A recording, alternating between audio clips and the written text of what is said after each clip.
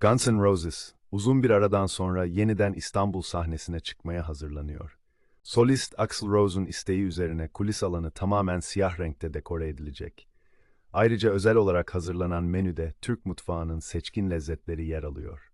Etkinlik, BKM'nin 30. yılı kapsamında Teknik kurulumda kullanılan kabloların uzunluğu 150 kilometreyi aşarken, Guns N' Roses bir dönemin efsanesi olabilir. Ama bugünün dinleyicisi için bu dönüş, daha çok geçmişe mahkum bir hatırlatma gibi görünüyor.